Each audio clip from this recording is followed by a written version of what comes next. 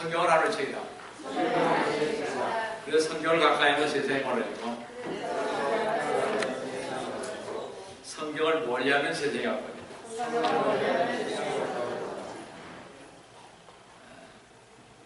오늘 주님 안에서 여러분과 함께 은혜의 말씀을 나누는 것은 아까 본것 결인 하나님의 말씀입니다. 킹제임스 성경 요한계시록 7장 9절에서 17절로서 종말론적 요한계시록 강의 85번째 제3부 요한계시록 강의 26번째로서 흰옷을 입은 사람들이라는 제목으로 이 시간 여러분과 같이 은혜를 나눕니다. 오늘날 주 예수 그리스도님을 믿고 따르는 성도들도 과연 앞으로 이 세상은 어떻게 될 것인가에 대하여 생각하면서 이 시대에 일어나고 있는 여러 사건들과 징조를 보면서 탄식하고 있습니다. 이것은 앞으로 다가올 세상에 대하여 모든 것을 알아야 하는 것은 물론 아닙니다. 다만 우리는 이 시대와 징조를 보면서 주 예수 그리스도님의 재림이 임박하다는 것을 압니다.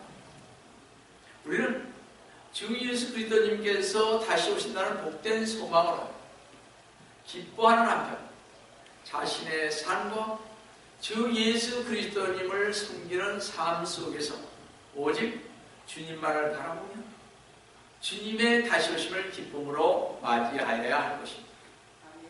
성도 여러분, 우리는 주님의 초림이 문자적으로 이루어진 것처럼 성령님의 강림도 문자적으로 이루어졌으며 따라서 주 예수 그리스도님의 재림도 문자적으로 이루어질 것이라는 걸 믿습니다. 많은 사람들이 이 예언의 구절들을 상징적이거나 영적이거나 비유적으로 해석하기 좋아하지만 예수 그리스도님께서는 분명히 나는 다시 오겠다고 말씀하십니다. 이걸 상징적으로 얘기할 수 없는 것입니다. 이걸 어떻게 영적으로 얘기를 하겠어요? 우리는 주님의 다시 오심은 두 단계인 초림과 재림으로 이루어질 것입니다. 1. 우리 주님께서 다시 오실 첫 번째 초림은 은혜 가운데 성도들을 위해 오시지만 두 번째 재림은 성도들과 함께 오셔서 심판하기 위해 오실 것입니다. 전혀 다릅니다. 우리 주님께서 다시 오시는 첫 번째 초림은 공중에서 이루어질 것이기에 이 세상에서는 볼 수 없지만 두 번째 재림에서는 이 땅에서 이루어질 것이기에 모든 사람들이 직접 눈으로 볼 것입니다. 그렇죠? 우리 주님께서 다시 오시는 첫 번째 초림은 우리를 구원하시려고 오시지만 두 번째 재림에서는 왕으로 오십니다. 네, 우리 주님께서 다시 오시는 첫 번째 초림은 그리스도님의 심판석에 뒤따르는데 믿는 자들은 각자 자기가 행한 대로 보상받게 된다면 두 번째 재림에서는 인자이신 주 예수 그리스도님께서 직접 영광의 보좌에 앉으셔서 이 땅의 모든 나라들을 심판하십니다. 여러분이나 제가 분명히 알 것은 주 예수 그리스도의 재림에 대해 말하는 것을 존중하고 믿든지 아니면 무시하고 하나님의 말씀인 재림을 거절하든지 양자택일을 해야 할 것입니다. 다시 말씀드려서 주 예수 그리스도님을 믿고 휴거에 동참할 것을 선택하여 주 예수 그리스도님과 함께 하늘로 직접 들어가든지 아니면 주 예수 그리스도님 없이 대환난을 이 땅에서 겪어야 할 것을 선택하여 죄 가운데 버려진 삶을 살 것인지 둘 중 하나를 택하는 길밖에 없을 것입니다.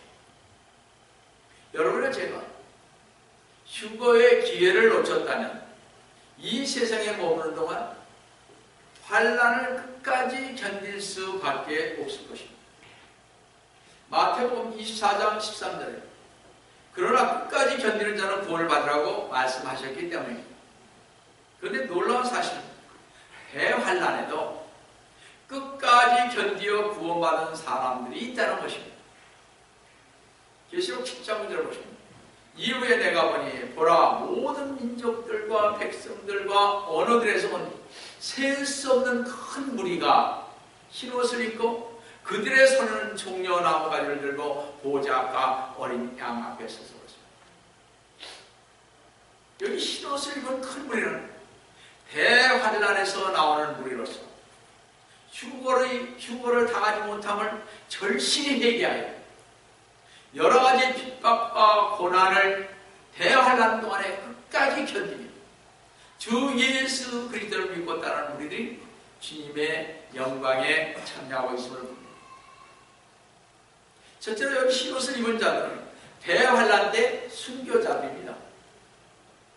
계시록 19장 8절 보시면 세마포는 성도들의 의라고 했으므로 핍박과 고난을 끝까지 인내로 믿음을 지키고 싸워서 구원의 영광과 기쁨을 맛본 성도들인 것입니다. 그리고 흰옷을 입은 그들의 손에는 종려나무 가지를 들고 있는 것을 보면 종려나무 가지는 승리의 기쁨을 묘사한 것입니다. 요한복음 12장 13절에서 종려나무 가지를 들고 주를 맞이하러 가서 호산나 주의 이름으로 오시는 이스라엘의 왕은 복이 있도다. 예루살렘에서 주 예수 그리스도님을 영접할 때 종려나무를 가지고 들고 환영했던 것처럼 대환란에 무서운 핍박과 고난을 끝까지 지킴으로 구원의 영광과 기쁨의 승리를 맛본 성도들이 승리의 기쁨으로 호산나 호산나 하면서 찬양을 했던 것입니다. 계시록 7장 10절을 보시면 큰 음성으로 소질러 말하기를 구원이 보좌에 앉으신 우리의 하나님과 어린 양에게 있도다 라고 하더라고요. 흰옷을 입은 큰 무리들이 찬양을 큰 소리로 불렀다는 것입니다. 흰옷을 입은 그 무리들이 큰 소리로 찬양을 부르는 이유는 구원의 감격의 기쁨으로 하나님과 어린 양 예수 그리스도님 앞에서 불렀다는 것입니다. 여러분, 자기는 휴거를 못 받았잖아요, 첫 번에. 그러고 나서 자기가 어떻게 했습니까? 모든 핍박과 이건 언제 정도 이렇게 순교를 당하게 되냐면 처음서부터보다는 대환란 후 3년 반 때 거의 말기 때 될 것입니다. 그때 이렇게 휴거가 있습니다. 별난 말기. 봐도 이들이 그러기 때문에 어떻게 666을 받지 않고 끝까지 지키며 나가는 사람들입니다. 이 사람. 마지막 찬스죠. 그죠? 만약에 여러분 사시는 동안에 휴거를 못 받으셨다면 끝까지 지키셔야 하죠. 그러기 전에 올라가는 게 좋죠. 어떻게 견디겠습니까? 자, 흰옷을 입은 무리의 찬양 속에서 우리는 하나님의 은혜로 말미암아 우리의 구원은 전적으로 하나님에 의해서 계획된 것이며 우리는 이에 다만 참여했다는 것입니다. 구원은 하나님의 값없이 주어진 선물이기에 하나님의 은혜에 감사함으로 찬양을 불러야 하는 것입니다. 흰옷을 입은 무리의 찬양 가운데 있는 어린 양이신 주 예수 그리스도님은 세상의 유일한 생명이십니다. 그러므로 누구든지 주 예수 그리스도님을 영접해야만 참 생명, 영원한 생명을 소유할 수가 있습니다. 주 예수 그리스도님 안에 있는 생명을 소유하는 사람은 하나님 나라에서 영원히 살게 될 것입니다. 하지만 이것이 없는 사람들은 지옥의 불 속에서 또한 영원히 살게 될 것입니다. 따라서 가슴 속에 구원의 감격이 있는 사람은 찬양을 부르는 시간에 힘이 나고 할렐루야 아멘으로 화답하지만 구원의 감격이 없는 부르는 찬양은 힘이 없고 아멘으로 화답지 않는 것을 보게 됩니다. 그런데 성도 여러분, 전쟁이 일어났을 때도 찬양을 전쟁터에서 부르는 것을 여러분 아마 잘 아실 것입니다. 역대기하 20장 21절에서 22절을 보십니다. 또 그가 여호사밧 왕이요 백성들과 운원하여 주께 노래하는 자들 임명하여 군대 앞에서 나갈 때 거룩함의 아름다움을 찬양하여 주를 찬양하고 그의 자비는 영원히 지속됨이라고 말하게 하였다. 22절에 그들이 노래하고 찬양하기 시작하여 주께서 복병들을 주시어 유다를 치러오는 암몬 자손과 모압 자손 세일산을 대항하게 하였으니 그들이 패하였더라고 했습니다. 암몬과 모압과 세일산 군대가 유다를 침략했을 때 여호사밧 왕은 백성들과 운원하여 노래하는 자들을 세워서 하나님을 찬양케 했습니다. 대적들이 쳐들어오는데 상식적으로는 전혀 이해가 가지 않은 장면입니다. 그렇죠? 상식적인 우리의 생각은 빨리 군대를 재정비하고 싸우러 나가야 하는데 여호사밧 왕은 군대 앞에 나가서 찬양을 부르게 했습니다. 그런데 성도는 놀라운 일은 찬양을 할 때 주님께서 대적을 물리쳐 주시고 승리케 해주셨다는 것입니다. 이와 마찬가지로 계시록 7장 11절에서 이 흰옷 입은 무리가 찬양을 할 때 어떤 일이 일어났습니다. 또 그 보좌와요. 잘 보세요. 이들이 찬양을 부르십니다. 짐 앞에서, 보좌 앞에서. 그 보좌와 장로들과 내 짐승 주위에 들러선 모든 천사가 그 보좌 앞에 얼굴 대고 엎드려 하나님께 경배드렸다. 이 흰옷 입은 무리가 큰 음성으로 찬양을 할 때 천군 천사와 장로들이 보좌 앞에 얼굴을 대고 엎드려 하나님께 경배를 드렸던 것입니다. 천군 천사와 장로들이 찬양을 드린 내용을 보시면 계시록 7장 12절에 말씀하시기를 잘 보세요. 이건 참 중요한 말입니다. 여러분들이 기도할 때, 묵상할 때 이 말씀 잘 생각하면서 하시기 바랍니다. 옛날에, 요즘은 뭐 제가 이렇게는 안 합니다만 옛날에 요거만 가지고 기도를 했습니다. 여러분 1시간 가요. 이걸 잘 연구하셔서 왜 하나님께 이렇게 하셔야 됩니다. 이 칠떡목이라고 합니다. 우리는 보통 하면서 얘기를 할 때 한번 읽어보십시오. 어떻게 하나님께 정말 장로리 찬양을 드린 내용이 무엇인지 여기서 이렇게 해야 하늘나라에 가서도 우리가 이렇게 할 수 있는 것입니다. 잘 보세요. 아멘. 찬송과 잘 보세요. 찬송과 영광과 지혜와 감사와 존귀와 권세와 능력이 7개죠. 그죠? 우리 하나님께 영원토록 있다. 아멘 하다. 흰옷을 입은 무리들이 큰 소리로 찬양할 때 천사들과 장로들이 아멘으로 시작해서 어떻게 했습니까? 아멘으로 끝나고 있음을 봅니다. 여러분 아멘 하세요. 아멘. 이를 하나님께서 영원부터 영원까지 찬양을 받으시기에 너무나 합당하다는 뜻인 것입니다. 여기서 보듯 하늘나라의 천사들과 성도들이 해야 할 귀중한 일 가운데 하나는 찬양하는 일입니다. 왜냐하면 하늘나라는 구원받은 자들이 찬양하는 곳이기 때문에 그렇습니다. 계시록 4장 8절과 10절 11절을 보면 장로들과 내 짐승들과 천사들이 하나님께 경배하며 영원부터 영원까지 최상의 아름다운 말로 드리는 찬송과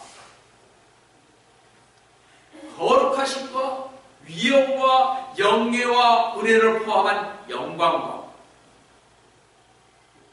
영육간의 지혜를 주신 그 지혜와 하나님의 구원의 계획에 대한 감사와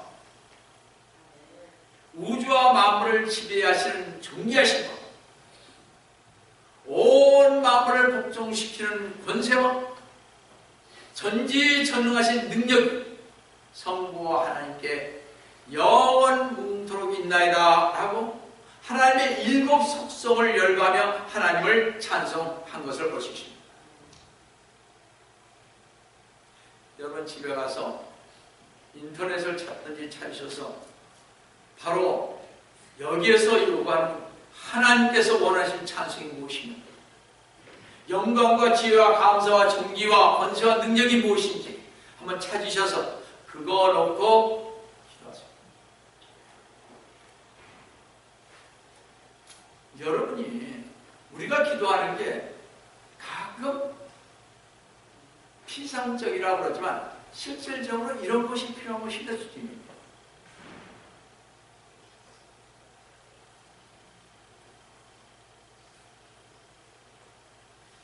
성도 여러분, 찬송을 부를 때는 장로들과 내 집사들과 천사들처럼 구원의 은혜에 감사하는 마음으로 구원의 은혜에 감격하는 마음으로 힘차게 부르시기를 주님의 이름으로 축원합니다. 두 번째로 대환란에서 나온 흰옷을 입은 큰 무리들의 특권이 무엇인지 보겠습니다. 계속 7장 13절을 보시면 그때 장로 가운데 한 사람이 대답하여 말하기를 흰옷을 입은 이 사람들이 누구며 어디서 왔느냐 하고 물었습니다. 장로 가운데 한 사람이 사도 요한에게 흰옷 입은 사람들이 누구인가를 물은 것은 그 사람들이 누구인가를 인식시키기 위해서였던 것입니다. 그가 모르는 게 아니에요. 그 사람들은 모든 민족들과 족속들과 백성에 의해서 나온 자들이었다고 했습니다. 이 사람들은 이스라엘 12 지파에서 구원받은 14만 4천 명 외에 세계 만방에서 구원받은 이방인들을 가리키고 있습니다. 제가 14만 4천이 하나님 앞에 이렇게 하나님 보좌 앞에 선 순교의 모습으로 나타나는 장면이 14장에 또 나와 있습니다. 그때 좀 설명을 할게요. 바로 여전히 14만 4천을 했죠, 저희가.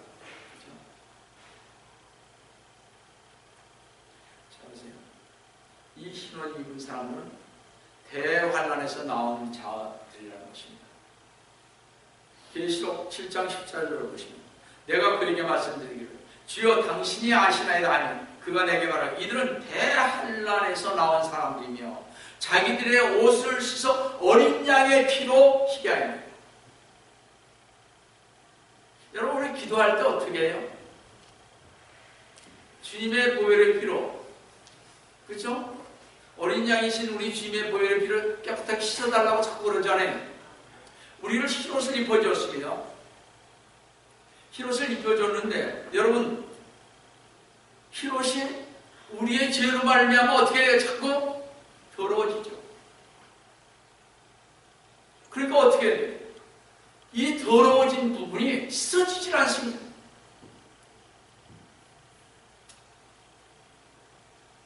이건 제가 전에 기도하면서 하는 그런 건데요.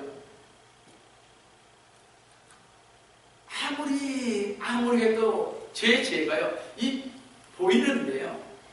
흰옷을 입었는데 스팟이 계속 늘어나는 거예요. 나중에 까매지는 거예요. 어떻게 해요? 주님 그랬습니다. 보혈의 피로 씻으라고. 그러면서는 또 하나를 입혀줬어요. 흰옷을. 근데 얼마 만에 또 그러는 거예요. 내가 왜 이러지? 이러십니다. 주님의 보혈의 피로 여러분들 씻어야 돼요. 그래서 제가 기도할 때 여러분들 이건 저를 꼭 따라하라는 것은 아닙니다. 그러나 반드시 필요한 것은 마귀를 쫓을 때는 반드시 어떻게 합니까? 보혈의 피. 이거 위에 나가지 않습니다. 또 하나는 뭐이? 병이 났을 때도 보혈의 피로 머리에서 발끝까지 제가 씻겨달라고 자꾸 먼저 얘기하죠. 이건 하나의 저 경험입니다. 그렇기 때문에 보혈의 피하면 그들이 무서워해요. 아기들은. 그 사람이 괜찮다면, 그렇죠? 여러분들 이 흰옷을 입혀줬는데 금방 까만 거가 묻어서 더러워지는 사람이 있고요. 천천히 가는 사람이 있습니다만 결론은 까매져요. 그러니까 어떻게 주님 앞에 회개해야 주님의 보혈이 피가 이렇게 저희를 씻겨준 것이에요.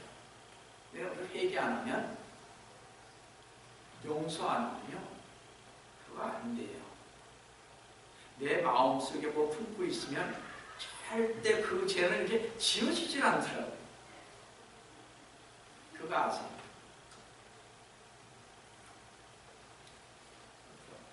그거 아시면 좀 괜찮으신 분들이죠. 제가 너무 했네. 자, 이들은 대환란에서 나온 사람들이며 자기들의 옷을 씻어 어린 양의 피로 희게 하네요. 이 대환란은 7년 대환란이며 이 흰옷 입은 사람들은 교회 시대의 그리스도인으로서 하나님의 백성인 것은 환란들과 관계가 결코 없습니다. 이들하고 관계가 없습니다. 다시 말씀드려서 이 대환란에서 나온 흰옷 입은 사람들은 성도로서 사는 동안 이 세상에서 수많은 역경과 시련 속에서도 믿음을 잃지 않고 승리한 성도가 아닙니다.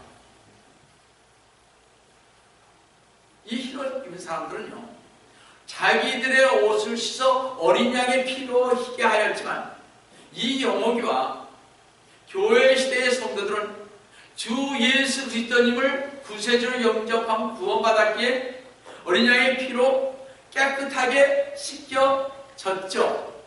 그렇죠? 그렇지만 계속 어떻게 해요? 죄를 짓지 않습니까? 그리고 어떻게 해요? 저희가 회개해야죠. 그래서 회개가 필요한 겁니다.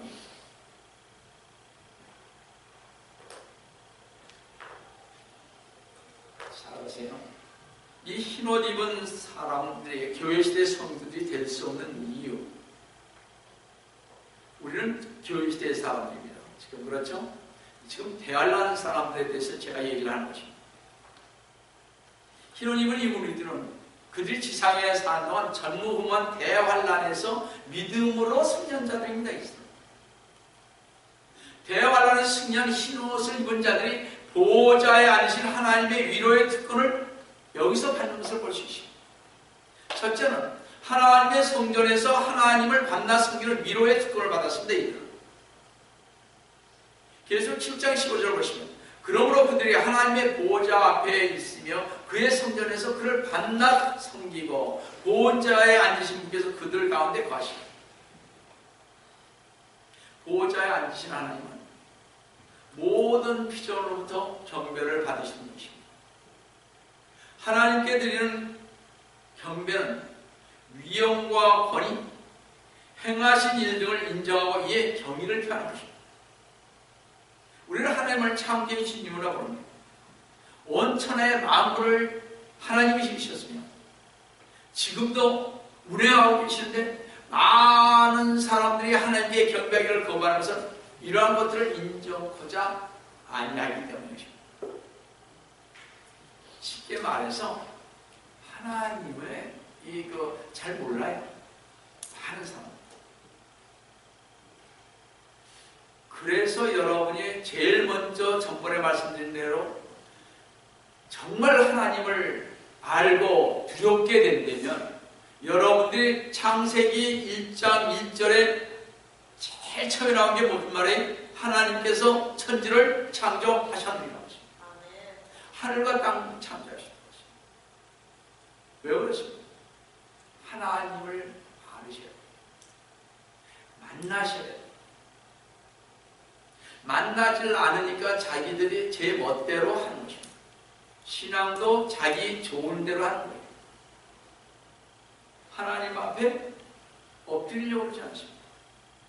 내가 하고 싶은 대로 해요. 그것은 자기 신앙이죠. 하나님께서 원하는 신앙은 아닌 것입니다.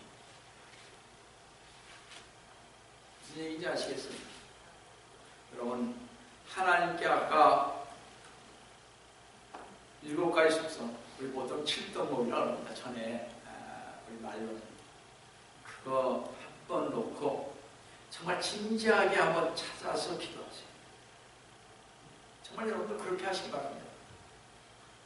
제가 했다고 해서 꼭 그렇게 말씀드리는 건 아니에요. 여러분들이 그게 필요합니다.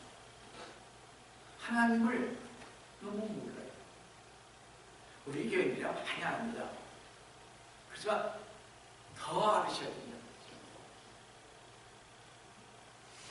그거 놓고 하나님께 경배드리시면요, 여러분들에게 엄청난 변화가 올 것입니다. 제가 확신합니다. 칠떡목 일곱 가지 속속 넣고 기도하세요. 하나님께 경배드리는 것은 하나님께 대한 복종의 표시이기 때문에 언제든지 무슨 일이든지 온전히 주님만 따르겠다는 의미이기에 우리는 하나님께 드리는 경배는 참으로 중요한 것이라는 사실을 명심해야 할 것입니다. 대원 안에서 승리한 흰옷을 입은 자들이 보호자에 앉으신 하나님의 위로의 특권, 둘째는 하나님의 보호와 안전을 책임지시고 동행해 주신다는 것입니다. 다시 계시록 7장 16절 하반절을 보시면 보호자에 앉으신 분께서 그들 가운데 거하십니다. 하나님께서 우리에게 주신 약속들 가운데 가장 놀라운 것은 동행의 약속인 것입니다. 하나님이 나와 함께 하시다. 뭐죠? 임마누엘이죠. 그죠? 옛날에 제가 그 청년 때 한참 열심히 북에도 다니고 그랬을 때 한번 목사님이 유명하신 목사님인데 그분이 오셔서 이런 얘기를 했습니다. 우리 모두 앉아있는 데서 정말 하나님과 동행하냐, 임마누엘의 하나님이 정말 함께 계시냐, 확실하게 솔직하게 얘기하라고 하십니다. 그러니까 전부 다 못 들었죠. 그죠? 하나님과 동행하는데 당신 그렇게 하느냐 이거. 성령님이 그렇게 가르쳐 주셨냐 이거. 그러니까 뭐라 하면 하나님과 동행하지 않으면 버린 자라고 하십니다. 하나님께서 그렇게 역사 안 한다는 거죠. 내 생각으로 신앙 속에서 간다는 거죠. 그분이. 제가 거기에서 시작했습니다. 여호가 정말 하나님께서 너와 동행하니? 정말이냐? 그렇지 않으면 넌 버린 자리야.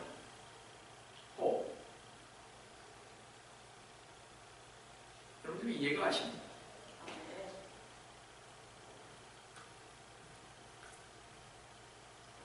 거룩하신 하나님께서 연약한 우리와 동행하신다는 것은 참으로 놀라운 일입니다.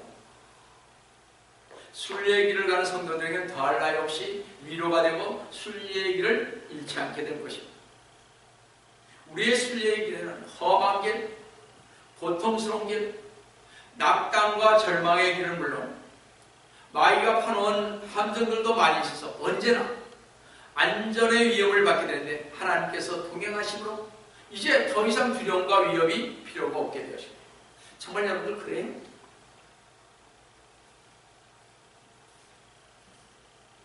정말 하나님이 동행하니까 더 이상 두려움과 위협이 필요 없어요? 자신 있으세요? 아니, 물어보는 거예요. 제가 너무 협박하거나 하는 건 아니에요. 잘 들으세요. 여러분들, 하나님과 동행하느냐 안 하느냐 자기 스스로가 알 수 있습니다. 제가 하나 깨달은 것은 무엇입니까? 하나님이 함께 하시냐 안 하시냐 자기 스스로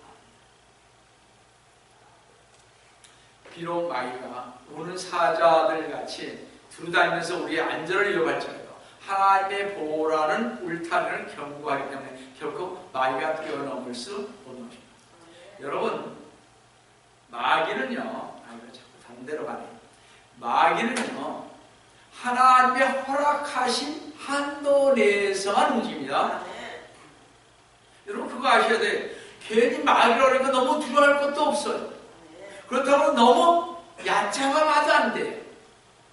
자기 신앙만큼만 보면 됩니다.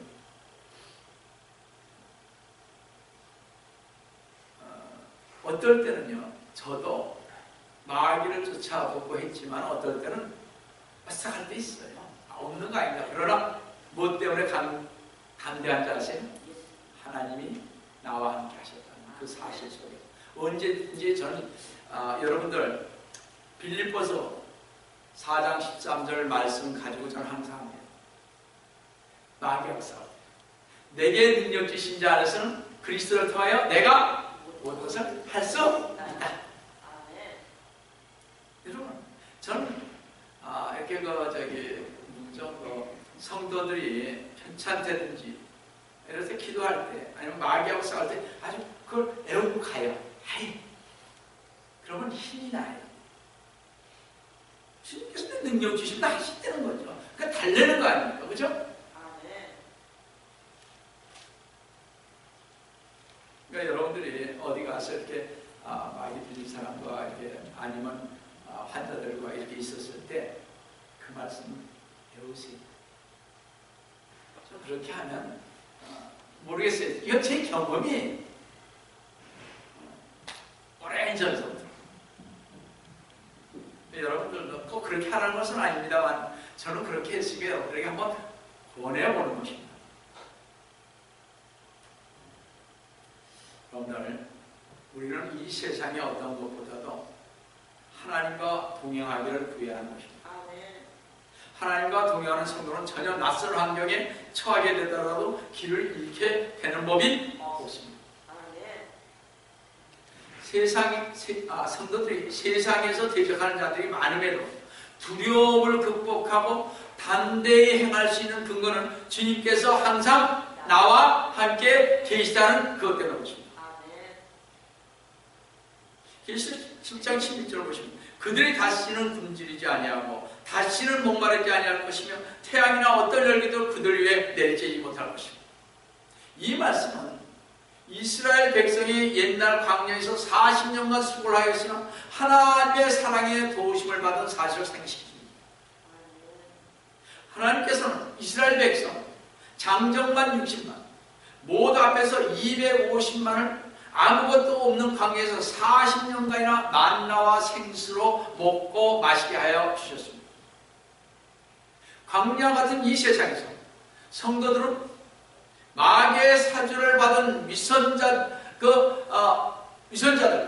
정치 폭도들과 거짓 선지자들의 행포에 말할 수 없는 고생과 핍박을 받고 아무것도 없는 광야 같은 곳에서 기근과 목마름과 더위에 시달리는 것 같은 박해를 받았습니다. 이제는 그러한 박해와 못한 고난이 끝이 나고 영원한 안식과 만족과 보호 속에 여러분과 저는 있게 될 것입니다. 대환란에서 승리한 흰옷을 입은 자들이 보호자에 앉으신 하나님의 위로의 특권 셋째는 위로를 받게 된다고 하십니다. 7장 17절을 보시면 이런 그 보호자 가운데 계신 어린 양이 그들을 먹이시고 생수의 샘물로 인도하시며 하나님께서 그들의 눈에서 모든 눈물을 씻어주실 것이기 때문이라고 하십니다. 대환란 때 적그리스도에게 시달린 성도들에게 어린 양이십니다. 주 예수 그리스도님께서 친히 먹이시고 생수의 샘물로 인도하신 성도들의 기쁨을 말로 다 낼 수 없을 것입니다. 어린 양이십니다. 주 예수 그리스도님께서는 잔이 부족함이 없이 넘치게 채워주실 것입니다. 그리고 대환란에서 승리한 성도들은 흰옷을 입은 그 성도들의 눈에서 모든 눈물을 씻겨주실 것입니다. 성도 여러분, 예수님께서 죄인들 때문에 우셨고 예루살렘에서 성에서 우셨습니다. 그죠? 2번 우셨죠. 그죠? 성도 여러분, 성경에는 눈물이 씻겨지는 때가 2번인데 첫째는 그리스도의 심판석에서 둘째는 큰 보호자 심판에 쓰여질 것입니다.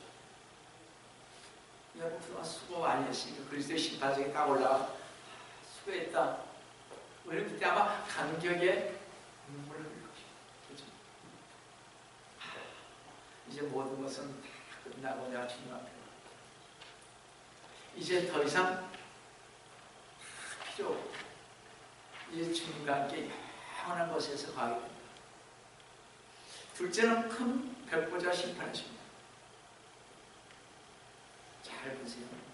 여러분이 주 예수 그리스도를 위해 마땅히 해야 할 일을 하지 않았기 때문에 어떤 면에서 그리스도 심판에 있어서 물게 될 수도 있습니다. 그죠? 여러분과 저는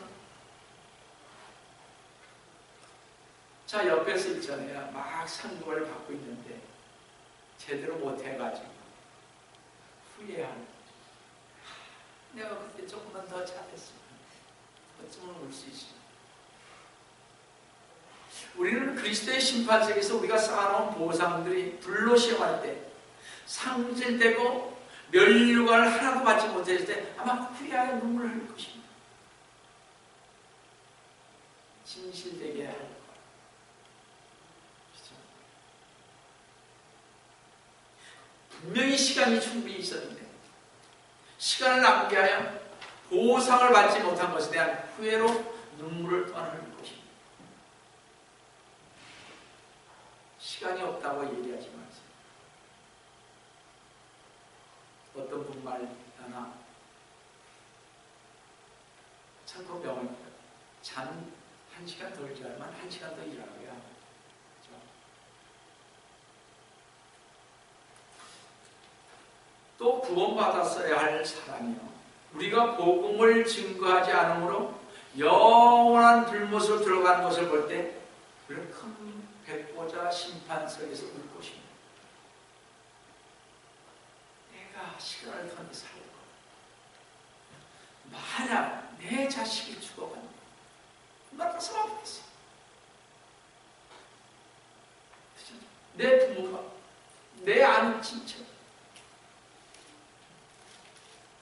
우리의 사랑했던 가족과 친척과 이웃과 친구들이 불못에 던져지는 것을 볼 때 우리는 통곡하며 눈물을 흘릴 것입니다.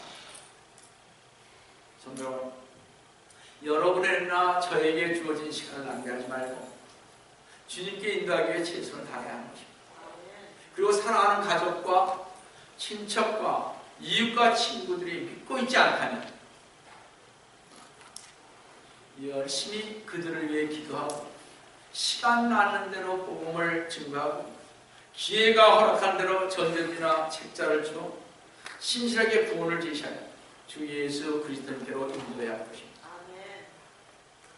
만약 여러분이 이런 일을 하지 않는다면 저 하늘에는 눈물이 있다는 것과 그리스도님의 심판석과 큰 백보자 심판에서 눈물이 있다는 것을 기억하시길 바랍니다.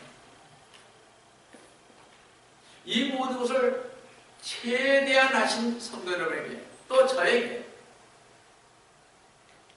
그리스도님의 심판석에서 어린 양 예수 그리스도님께서 우리의 선한 목자가 되셔서 세상에서 받아버리지 못한 위로와 특권을 누리신다는 것을 또한 명심하셨습니다.